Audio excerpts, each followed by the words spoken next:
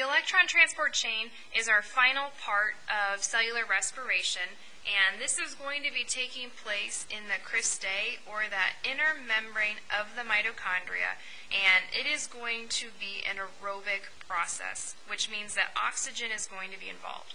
Now, our electron transport chain is going to look similar in cellular respiration as it does to photosynthesis. We see that there are going to be proteins embedded in the membrane that are going to be used to pass electrons from protein to protein, and we're going to see they're losing energy as they're going to be moving. So let's just go ahead and get a couple things labeled here.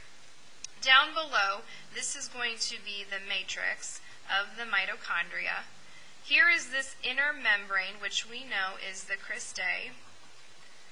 And then above here, this is going to be in between the cristae and the outer membrane here. So this is the inner membrane space.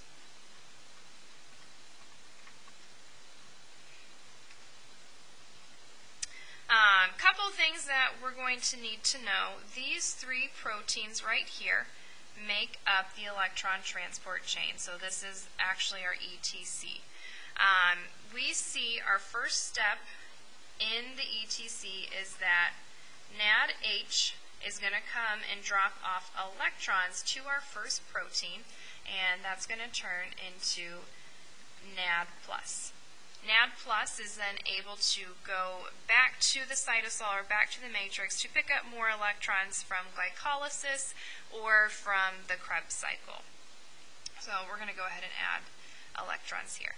A little farther down from this first protein, we then see that FADH2 is going to come and drop off electrons, and it's going to turn back into FAD.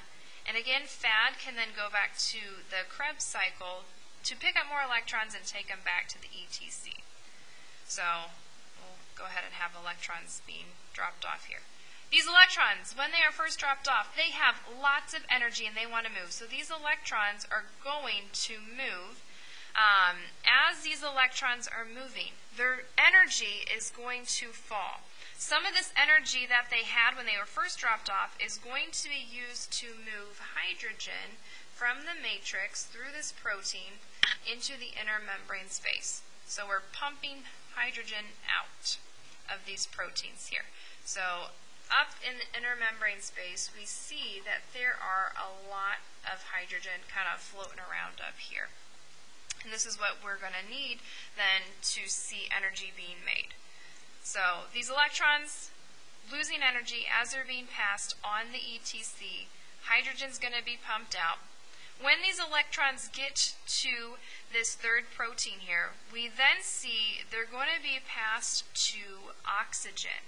So again, this is why the ETC is going to be an aerobic process, because oxygen is going to be needed. So it's going to grab those electrons.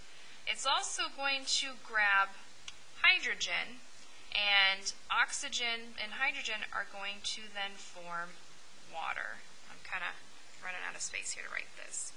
So our final electron acceptor is going to be oxygen, grabs hydrogen, and it's going to turn into water. Now, this is great, but this is not the reason for the ETC. The whole reason we see electrons being brought to the cristae is to make energy. Now, very familiar. We see this protein right here is the ATP synthase, just the same as it was in our light reactions. Hydrogen is going to flow through the ATP synthase, and that's going to cause it to do a little spin, which is then going to turn ADP into ATP. And if everything goes perfect in this process, we see the ETC could make a total of 32 ATP.